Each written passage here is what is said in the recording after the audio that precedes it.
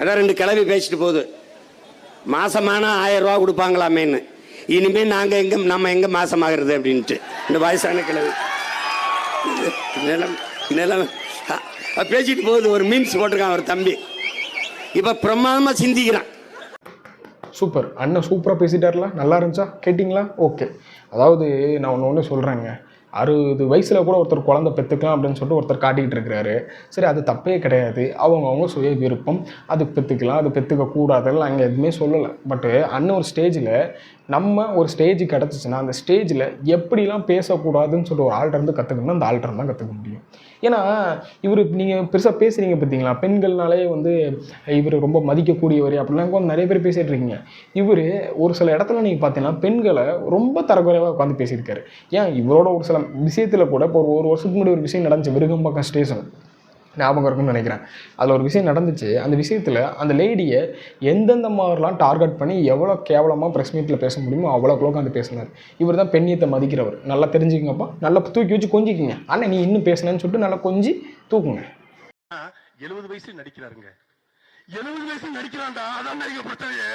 ஏன்னா 70 வயசு நடிக்கிறான். சுடுகாடு வரை நடந்து போகும் தெம்பிருக்கும் போதே செத்து போங்க வைரமுத்து உங்க நெருங்கிய நண்பர் தான். வைரமுத்து கேளுங்க, 70 வயசுக்கு மேல இருக்காத மதிப்புங்காரு. 8 மனுஷமால பிரிச்சுக்கோ, எந்த 8 நீங்க இருக்க தெரிஞ்சுக்கோங்கிறாரு. நாங்க சொல்றோம் 8ஆம் 8க்கு மேல இனி உங்களுக்கு நாம் நமக்கு பிள்ளைகளா நிம்மதியே கிடையாதுடா, நிம்மதி கிடையாது. ஒன்றும் இல்லை, நம்ம சூப்பர் ஸ்டார் ரஜினிகாந்த் இருக்கு அவர் தான் இந்த இடத்துல கேப் விட்டு அப்படி திருப்பாரு. தெரியாதவங்க நிறைய பேர் இருக்காங்க, ஜென்சிக்கு நிறைய பேருக்கு தெரியாது சூப்பர் ஸ்டார் ரஜினிகாந்த் யாருன்ட்டு. சும்மா அவரை தான் வந்து அண்ணன் வந்து அரசியலுக்கு வர போகிறான்னு சொன்னார்லாம். அப்போ ஒரு ஆள் என்ன சொன்னார்னா, வெற்றிடம் இருக்குது, சுடுகாட்டில் கூட வெற்றிடம் இருக்குதுன்னு சொன்னார்.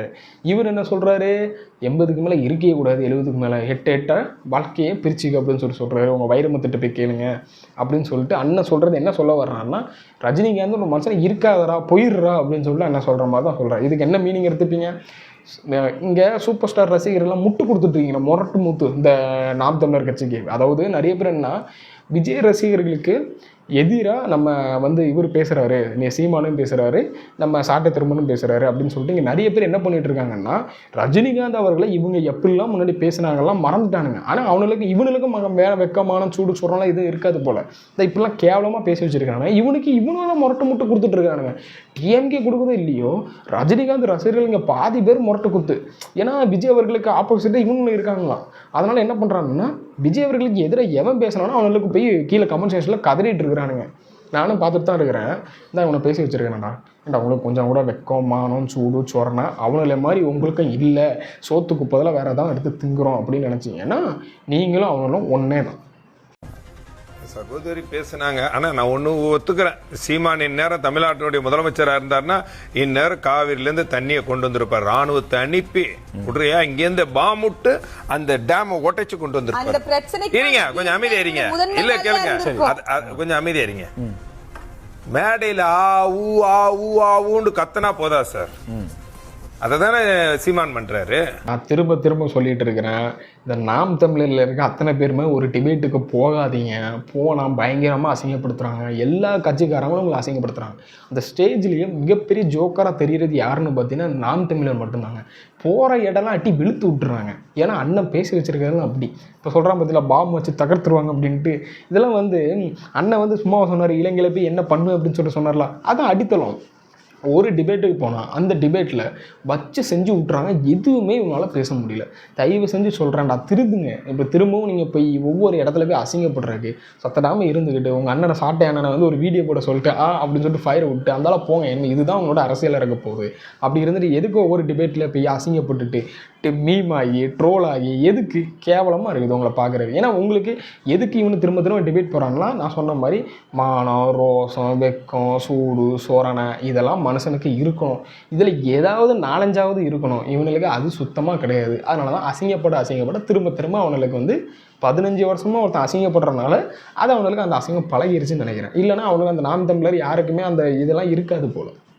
சொற்றை போட்டு இமயமலைக்கு போகிறத விட்டுவிட்டு இந்த வேலை உங்களுக்கு வேண்டாம்னு நம்ம சொன்னால் கேட்கறது இல்லை. நான் வருவேன், ஒரு வெற்றிடம் இருக்கிறது, சுடுகாட்டில் கூட நிறைய வெற்றிடம் இருக்குது, வெற்றிடம் இருக்குது என்னத்த வெற்றிடம் இருக்குது. சொல்லலை நான். அதாவது இவனுக்கு எப்படி தெரியுமா, இவனு வந்து இதை வச்சு தான் ஒரு பொழப்பு நடத்திட்டு இருக்கானுங்க. இவனை இந்த ஓட்டை காமிச்சு தான் ஒரு பொழப்பு நடத்திட்டு இருக்கானுங்க. இந்த ஓட்டை பிரிப்பேன்ட்டு. இவனு அரசியல்லாம் நீங்கள் பார்த்துருக்கீங்களா? ஒரு டைமு டிஎம்கேக்கு எதிராக பேசுவாங்க, இன்னொரு டைமு ஏடிஎம்கே எதிராக பேசுவாங்க, இன்னொரு டைமு பிஜேபிக்கு எதிராக பேசுவாங்க, இப்போ விஜய் அவர்களுக்கு எதிராக பேசிகிட்டு இருக்காங்க. இவனோட முக்கியமான குறிக்கோள் எப்படின்னா, என்கிட்ட இவ்வளோ ஓட்டு இருக்குது, நான் அந்த ஓட்டை அவன்கிட்ட நான் பிரிக்கிறேன், ஒன்று உனக்கு கொடுக்குறேன், நான் இவனுக்கு கொடுக்குறேன். அப்படி தான் ஒரு அரசியலாகவே தெரியுது. அப்போ இவனை என்ன பண்ணுறானுங்க, ரஜினிகாந்த் அவர்கள் அரசியலுக்குள்ள வந்தால் இவனும் ஓட்டே பிரியும்.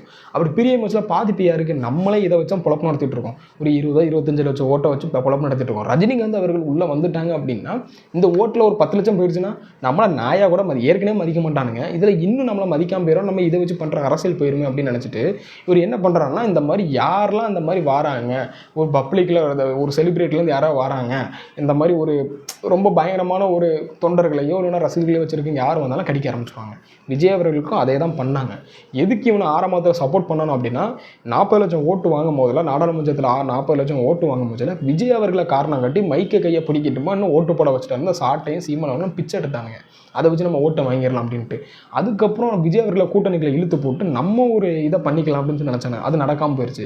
இதெல்லாம் நடக்காமல் போனோன்னே ஒரு ஆளை மீட் பண்ணிட்டு வந்தார், அதுலேருந்து கடிக்க ஆரம்பிச்சிட்டாங்க விஜய் அவர்களை. ஏன்னா இவங்க கூட்டணி உறுதியாகலாம், வாய்ப்பே இல்லைன்னு தெரிஞ்சு போச்சு. ஏன்னா இவங்களாம் மதிக்கவே இல்லை அவங்க.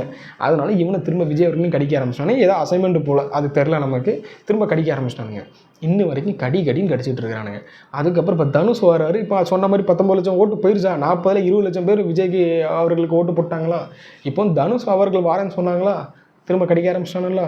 எதுக்குன்னா அந்த 20 லட்சத்தில் திரும்ப ஒரு 10 லட்சம் போயிடுச்சுன்னா, அவர் வராரு, இதுலேருந்து ஒரு 10 லட்சம் கலந்து போயிடுச்சுன்னா 9 லட்சம் தான் இருக்கும். ஏற்கனவே இவனும் பண்ணுறத வச்சுட்டு ஒரு 5 லட்சம் வெளியே போயிடும். திரும்ப இன்னும் கட்சியில் அதிருப்தி அப்படின்னு சொல்லிட்டு ஒரு 1 லட்சம் வெளியே போயிடும். இந்த மாதிரி போயிட்டு கடைசியில் 2 லட்சம் 3 லட்சத்தில் வரும். கடைசியில் 0வில் வந்து நிற்க போகிறாங்க. இவனை ஓட்டும் செல்லாத ஓட்டாக மாறப்போகுது. அதுக்கு தான் முக்கியமாக அந்த வேலை யார் பார்த்துட்டு இருக்கான்னு பார்த்தீங்கன்னா நம்ம சீமானவர்கள். இவங்க 15 வருஷம் ஒரு மனுஷன் ஜெயிக்க முடியும். 15 வருஷம் ஒரு நாள் ஒர்க் பண்ணதுக்கு ஜெயிக்க முடியும். ஏன் ஜெயிக்க முடியல? நல்லா யோசிச்சு பாருங்க மக்களே. இவனை ஜெயிக்கிறக்கே வேலை பார்க்கல.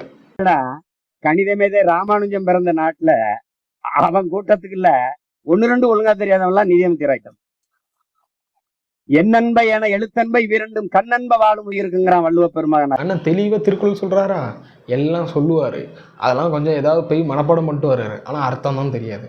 ஸ்டேஜ் கிடச்சோன்னா சும்மா அவர் பாட்டுக்காக வந்து அடிச்சு விட்ருவார். லாஸ்ட்டில் பார்த்தீங்கன்னா இப்போ சின்ன பிள்ளைலாம் மூஞ்சில் காரி துப்பும். அப்படி துப்பியும் இந்த ஆளுக்கு சொரணை வராது. என் அண்ணன் ஆதர்ஷ் 150க்கு மேல வீடியோ போட்டிருக்கான். அது 100 வீடியோ சீமானையா பத்தியே பேசினது. அப்படி பேசியும் நீங்க இன்ன வரைக்கும் திருந்தவே இல்ல சீமானையா. அதனால நான் ஆதர்ஷ் நீ வந்திருக்கேன், நான் சொல்லியாவது திருந்துவீங்களான்னு பாப்போம். அதிபர் ஐயா, நீங்க சொன்ன திருக்குறள் இருக்குல்ல, என்னன்ப யானை எழுத்தன்பன்னு சொல்லிங்களே, அது கொடுத்த விளக்கம் இதுதானா? என்னன்ப என எழுத்தன்பை வீரண்டும் கண்ணன்ப வாழும் இருக்குங்கிறான் வள்ளுவ பெருமகனார். ஏன் எழுத்து வருவதற்கு முன்னே என்னை கண்டுபிடித்தவன் என் இன மக்கள் என்பதை புரிஞ்சுக்கணும். எழுத்து வரதுக்கு முன்பே என்ன கண்டுபிடித்தவன் இன மக்கள்னு சொல்லியிருக்கீங்க. திருக்குறளுக்கு இதான் விளக்கமா சீமானையா?